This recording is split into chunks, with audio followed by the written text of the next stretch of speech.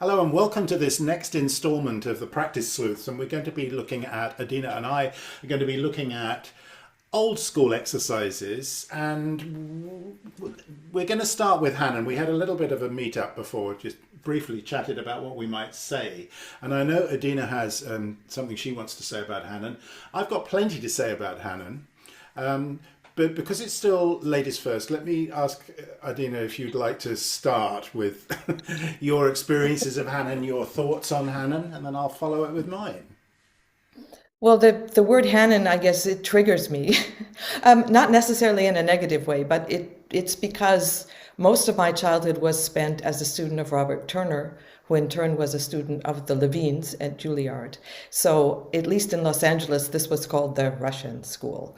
And what he required us to do was, aside from very strict rules about was the order of practice, and there was how much what percentage of the time should be spent doing technique and what percentage should be done on sight reading and how much was for the literature and how many times you had to repeat something before you left it. There were extremely specific rules for how you would prepare for the monthly technique tournament. So once a month, we met, that meaning his students, in his living room, which had two pianos and a room for an audience. And there was, before we got to the recital part of the session, there was this test. And what would happen would be, we would be sitting there in the front row, and Mr. Turner would say, Adina, Hanon number 8, in tenths. For maybe in C major, it could have been in another key, and we were like the trained circus animals, and we had to go up to the piano and we had to do that, and then there were scores.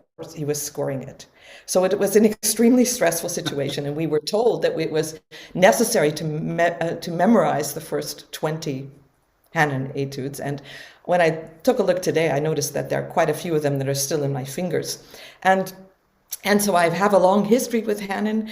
And when I started to teach many years later, and I'm sure you have your own take on this, I was caught between the effects of having spent years practicing Hanon, which I can't deny. I have a rather robust technique in my fingers, and my own personal opinions now, having dealt with neuroscience, having dealt with students and talking about motivation. And I will talk in a moment also about what I expected of the teachers I then hired for the music school, where I was head of the keyboard department. But let me just finish this chapter of my childhood. So although on the one hand it was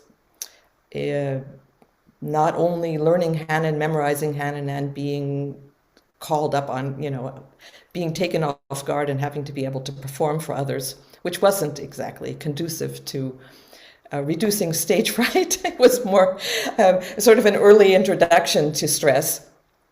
I'm at this point in my life that never went away, which was, what are the benefits of doing it that way? How have I benefited for it? Am I not allowing my students to benefit if I say, no, Hanon, no, that's old school, let's get away from it? And so I'd be interested to hear how you find the balance, Graham, Yeah, between. I love that story because this is the Russian school. This is what Rachmaninoff had to do. We know that as he was going through his pianistic training, and all of the conservatory students in Russia had to memorize Hanon. They were examined on Hanon, which reminded me of the story of how these exercises got into the conservatories in the first place. Which was, Hanon was he first of all, Hanon was not a pianist. He was an amateur organist who I think he got himself ingratiated with the Catholic Church because he took the church music into the far-flung reaches of Belgium, and he got a papal endorsement as a result of that, for that, not for the exercises, but he, being a good businessman, a shrewd businessman, he stuck the papal endorsement on the front of the new book of exercises, and this was just when the conservatories were being founded, and he took it round and sold it effectively to the conservatories. So the Russian tradition is very much Hanon, but my feeling about Hanon is, you mentioned old school, so I think we've got old school, new school. And if I could maybe begin just by reading out a paragraph from this wonderful book by Thomas Mark. I'm going to flash it up in front of the camera here. What every pianist needs to know about the body. And what he's doing basically is saying Hanon, he didn't say this specifically, but Hanon and company were unaware of anatomical principles and the way the body actually moves and works, and certainly they didn't know anything about neuroscience in those days. So he comes up with this. I'm going to read the whole paragraph. It's on page 3 if anybody's got the book and wants to follow it. Saying that we play the piano with our fingers is like saying that we run with our feet. The fingers move when we play the piano, and they are the only parts of our upper body that touch the piano. Similarly, our feet move when we run and are the only parts that touch the ground. But a runner who tried to improve his running by keeping his legs motionless and doing foot exercises would be ridiculous. He is similar to a pianist who keeps his arms motionless and exercises his fingers, although what the pianist does has the sanction of tradition. And he ends by saying this: we play the piano just as we run, by complex, coordinated movement of our whole bodies. And yet if you look at Hanon, I've got the book in front of me, he says some things that absolutely firmly belong in the past. Lift the fingers high and with precision. So this is what I've come to call the piston fingers, which is where the wrist is kind of locked and everything happens like this, which is really problematic because that's not actually how we're going to play the piano. So why train that? Some of the things he says at the beginning in the preface here, this is Hanon saying it. If all 5 fingers of the hand were absolutely equally well trained, they would be ready to execute anything written for the instrument, and the only question remaining would be that of fingering, which could be readily solved. Now, I think that's one of the most ridiculous statements. How could that possibly be true? Let me jump in here for a moment because of 2 things that are just blowing up my mind. One is the use of the word piston, because one of my first impressions in coming back and revisiting Hanon after many years of it gathering dust on my shelf was looking at what year it was published and discovering that it was published in 1900. And I looked it up, and the first assembly lines of Henry Ford were 1901. Oh, so there had already been assembly lines, but they didn't go into the grand production until a year later. But this is definitely the mechanistic view, the industrialization view of how the body works. So he's on, Mark is his name, he's absolutely on target, because this is this thought that we should be a functioning machine. And Hanon's idea was, well, if you oil it and you train it well, it's going to work. That was number 1. And number 2 is that, and thanks to my friend who is a hand therapist, Michaela Tenier, I know that the fingers actually have no muscles in them. So this whole idea that Hanon had, that you would be training the fingers, is of course absolute nonsense, because you train the muscles that guide the fingers, which did not keep my beloved Mr. Turner from having us practice with coins on top of our hands. Oh. So we not only did Hanon, as you're describing, with lifting the fingers the way Hanon described it, but we were meant to keep the hand in that very, horizontal position so the coins would not fall off. Yeah, right. So I just cringe at the thought of that being perpetuated in the 20th century and the 21st century as well. And you know what? It's interesting because you can go and buy this book anywhere, in any kind of bookshop, music shop, and you could go on Amazon and get it the next day, and it'll have old-fashioned, old-school instructions in there. And here's another thing from the preface. So the exercises are so arranged that in each successive number, the fingers are rested from the fatigue caused by the one preceding. I mean, really, maybe that's what they thought at the time, but now we know that this is not valid, that there shouldn't be any fatigue at all from doing these. Well, yes, and yet when you Google no pain, no gain, you get lots of hits, because this has been established in our mindset that if you don't practice to the point of exhaustion, you're not developing anything. And believe me, the number of coffee cups I pulled out of the machine at the conservatory and listened to my colleagues discussing how many hours they practiced, where it wasn't about quality, it was about quantity. Just, of course, turns my stomach at this point. But we are, of course, talking about the year 2025 and not, many years earlier. So if we talk about Hanon and how to use it, I still think that there's value in there. What do you think?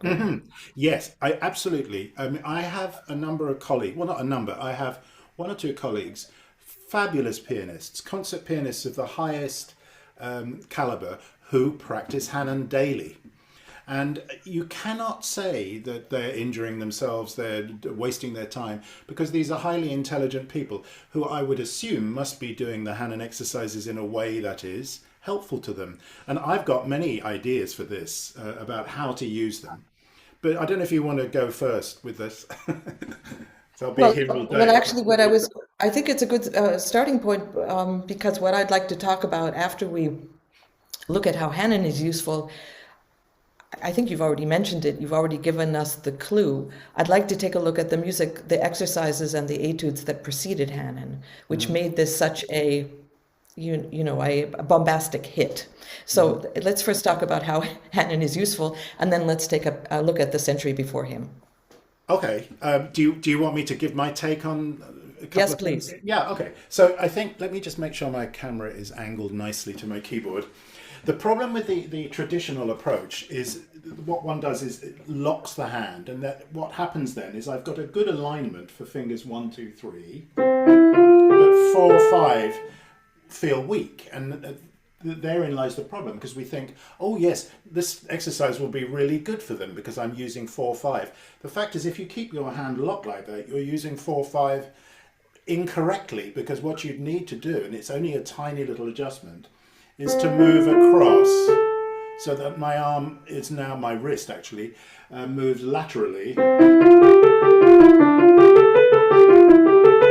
Now I'm very well aware there that I'm using a little bit of vibration from my wrist, which makes the thing very strong. So I've already deviated from the instructions about that it should all come from the finger by simply moving a little bit laterally, which then leads me to find a completely different use for this exercise, which Hanon never would have thought of, which is for wrist circles. So if we're learning wrist circles, the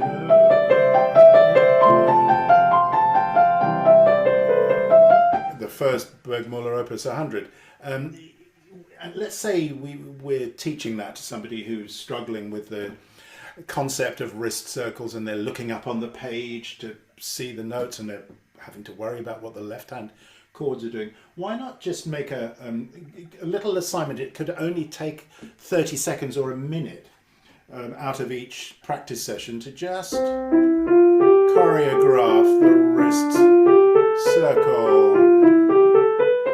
And for me, the wrist circle is this. The thumb goes down and round. The pinky finger comes up and round. So down, up. And that's a lovely free motion that is a blend of finger and arm, which is what I think we're all after, isn't it, nowadays in the 21st century? Nothing in the finger without the arm, nothing in the arm without the finger. That's Hanon number 1, but we could use that in other way. But I don't want to monopolize this, so maybe. Well, let's jump on. So this is one way to use Hanon, which is to distill it and figure out what it can be useful for in a technical way. The next thing, which anybody who's listening will have noticed, is that when Graham plays Hanon number 1, it doesn't sound like it's a mechanical set of pistons and cogs or whatever is in the machine. So we get to the point of how do we make music in it?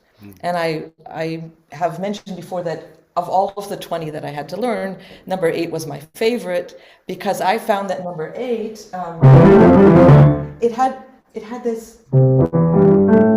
I've just found that exciting as a child. It was going somewhere, and then it had the trill in the middle. And I believe that this is so important, that it's so hard in Hanon, but it's so necessary that everything you practice sounds good and is music. Absolutely. And in the years that I was hiring piano teachers in Berlin, I came quick anecdote. I came to Berlin at a time when the old generation, which was those who were left after the war, some of them didn't have both of their arms. The generation was changing, and there was nobody playing classical music except myself when I joined. And then I became head of the department and was able to hire a multitude of teachers. I believe in the end I was responsible for about 25 new teachers. And I had all of these auditions, and there was one thing that I was extremely adamant about, and that was when a musician came in and said, I'm auditioning, they would play something, concert piece, and they would teach a lesson. And if they demonstrated a scale, an exercise, a Hanon etude, and it didn't sound good, I just put a cross on my notes and they were out. Yeah. So we have on the one side, great idea of making a wrist movement out of it, and the next question is, how can we make music out of these Hanon exercises? Absolutely, yes. And any exercise. I mean, I've got double third exercises that I love to practice for myself, which maybe we'll get into that if we've got time. But I always treat them musically, and why not have a little touch of pedal every now and again?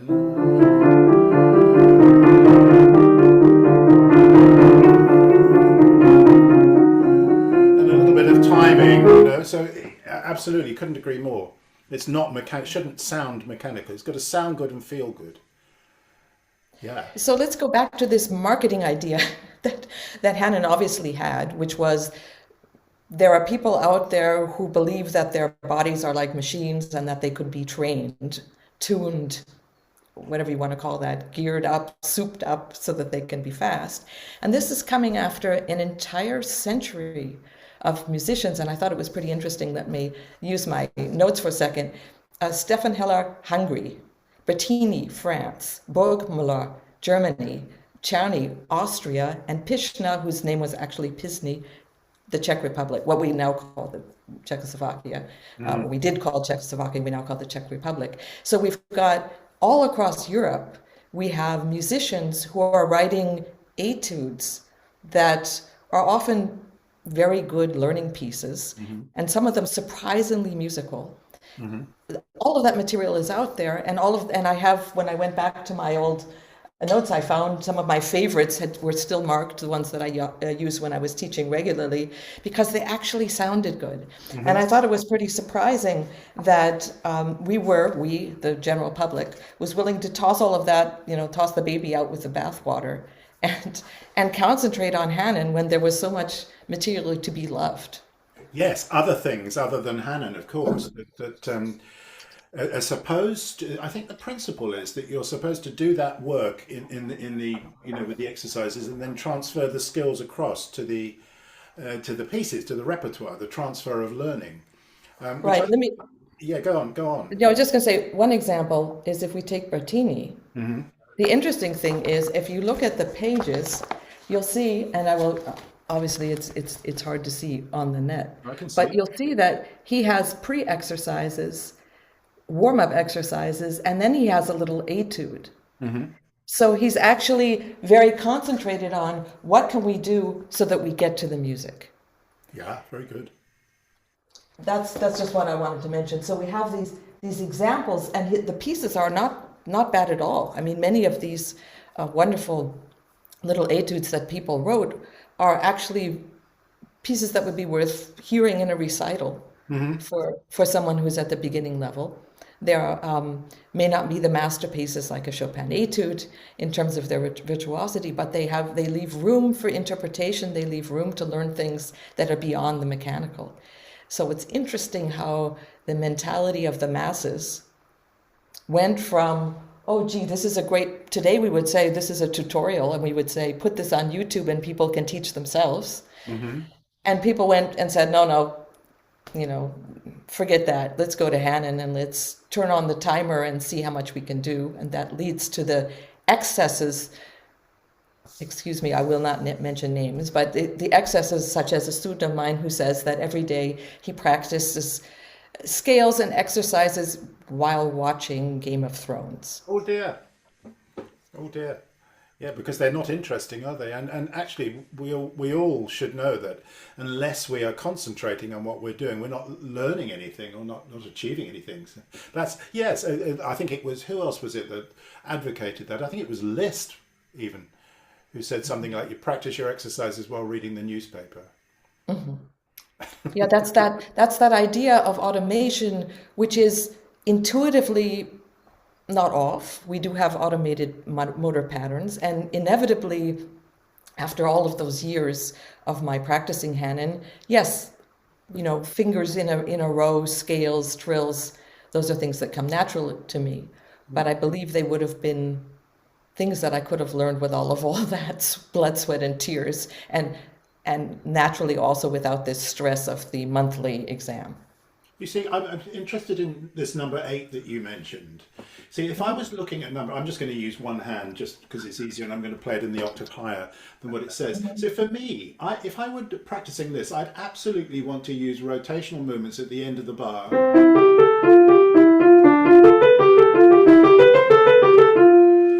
I wouldn't lock my hand into this and then do the same thing and a step higher, because I can feel there that fourth and fifth are not coordinating.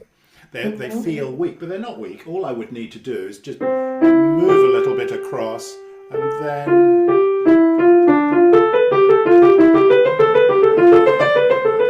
then it's actually easy to play.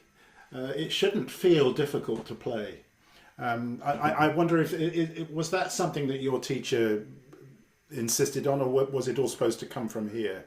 It was all supposed to come from the fingers. And as I said, as a child, I always imagined this particular one. This was my bridge over the notes. So I had this picture of a waterfall that would keep it interesting for me. And I definitely feel you can break it. So you have the bridge, the water underneath, the bridge, the water underneath, and so I use it also as an exercise, not only as an exercise for technique, but also as an exercise for how to practice or how to come up with ideas, to imagine music. We have, as Leonard Bernstein once said, we only have a limited number of notes. There's a wonderful quote of his that I don't have lying around that I should have brought out beforehand, but he talks about just the wonder that we only have this many halftones, and we're able to have so many different kinds of music, and we continue to invent new music. So again, we've talked about using the exercises to train technique. We've talked about looking into making good sound, and then an exercise as, sorry for the word, as boring as this, can be made really interesting when the assignment is to find a picture that goes with it. Yeah, nice. And maybe even to do some sort of articulation, I don't know. I mean, one could practice one hand legato, the other hand staccato. I mean, I don't know if you like that sort of treatment for this, but it seems to lend itself very well to, independence between the hands. Absolutely. These are jumping off points. And I think it's really important to give students, learners of any age, the tools to say, how is this engineered? What is the passage I'm trying to make flow better? And how can I engineer my own exercises without having to go out and buy all of the books that you and I have collected in our racks, right? We have a new world of independence where we are not stuck in this mechanical vision of how the hand works. And also, let's face it, if you were to compare many of the great virtuosos of the, let's say, 20th century, and you would put their hands up on screen next to each other, you will see that not all of them have this perfect hand position that the coin would fit. In fact, some even have Tourette's disease and they have flat hands and they still make gorgeous music, right? Yeah. So we've also gotten away from the idea that there's a norm for how the hand has to look. Yes. We've also, it's a little bit late coming to the party, but we've discovered that hands are different sizes. I'm sure that if you and I were to compare hands, we'd find out mine has rather short fingers, but it's nicely wide here. Mm-hmm. So I'm able to reach a ninth when on a good day because of the width of my hand, not the length of my fingers. And yet there are some people who have smaller hands and longer fingers, more like Yes. spider legs, and they can and so the same exercise can't be useful in the same way for different people with different kinds of hands. Totally, and because my long fingers are quite long, if I would try and align the fingertips all together, which is the traditional way of teaching a hand position, I would find that my long fingers get in the way of in the black key area. And of course, what we've understood nowadays is the principle that when we're using long fingers on white keys, we're further out on the keyboard. When we put short fingers on the black keys, we have to move in. So if I transpose, let's say that I'm going back to number one, but then I'd come out again.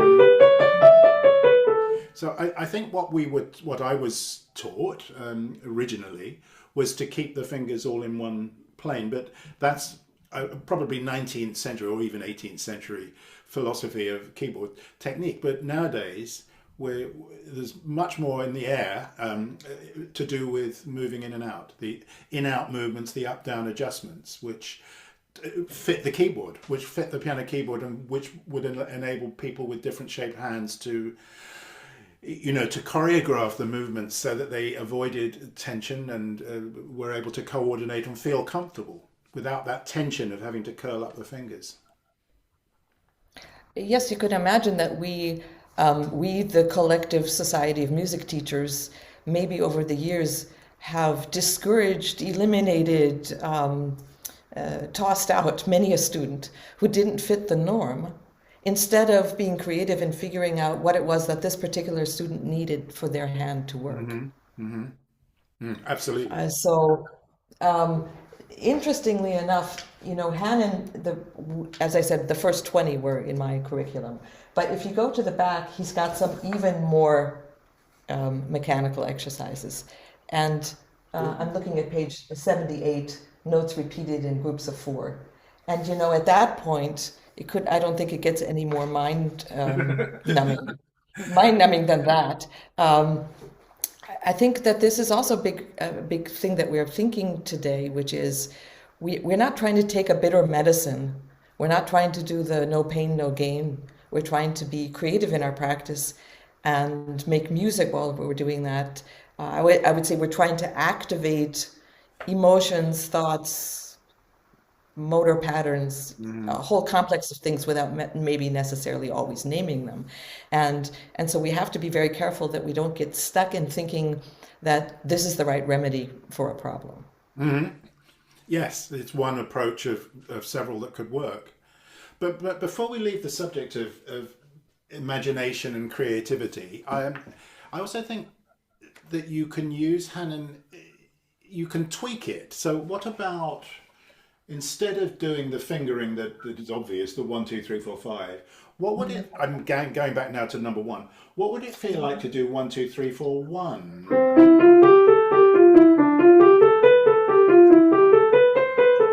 Then that changes the exercise from being a static position into one that's a little bit more mobile, and it also brings the thumb in. And I actually could put the thumb elsewhere. I could do 1, 2, 3, 1, 5, 1, 3, 2. In other words, the thumb could kind of substitute for almost any other finger. And then I've just got one other idea which I'll throw out, which is this. Why not do chromatic Hanon? So this is Hanon number 1 applied to a chromatic pattern.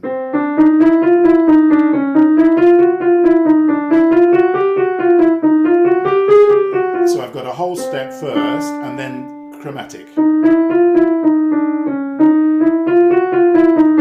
What then would stop us from doing a whole tone?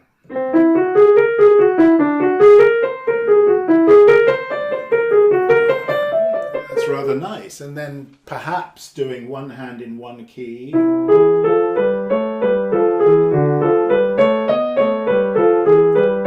Psychedelic Hanon, that's kind of...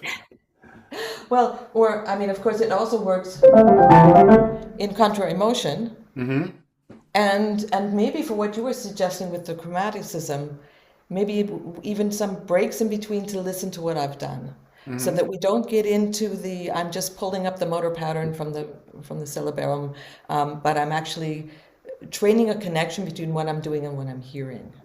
Because it's so going back to the innate problem with these things, because they were built to oil the machine. It's very easy to get into a mindlessness Yes. because the fingers follow. So your first idea of changing the fingering is a first very valuable step to breaking out of the motor mode Yes. and saying, I can train something else and still use it to stretch within the hand to create new patterns that I will then recognize elsewhere. And I would also say that I find it very useful to maybe not what I had to do as a child or I was supposed to do as a child. Start with Hanon and there would be, 20 minutes of exercises, scales and whatever. But maybe take a look at a piece and say, oh, what is the challenge of this piece, or what is the composer, what sorts of movements is the composer composed into the piece, and is there an exercise that mimics that, whether it be one with the trill, or whether it, I think that's number 4. It doesn't matter. Fortunately it's been a long time since I had to pay all 20 by heart. It wasn't number 4, but some of these are just really good at trills. So or here even the thirds of number 7.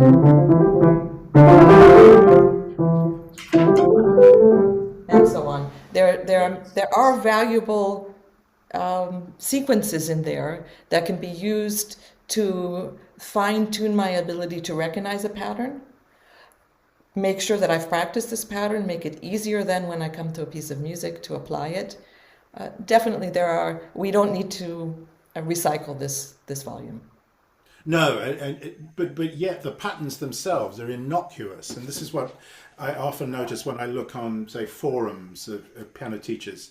You just have to mention the word Hanon, or I don't, but somebody would mention it, and you get those people popping out of the woodwork immediately to say it's absolute rubbish, it should never be used, and then there are those that love it and they kind of end up fighting. And then you get some that sort of follow a middle path that say, yes, the patterns themselves are innocuous. Let's say I have a student who's struggling to coordinate 2 against 3 across rhythm. It just occurred to me that maybe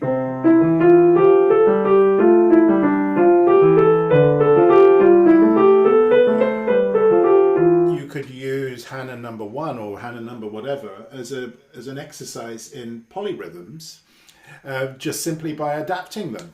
Just quick and dirty adaptation of a pattern that we can use for our own devious ends, Mm-hmm.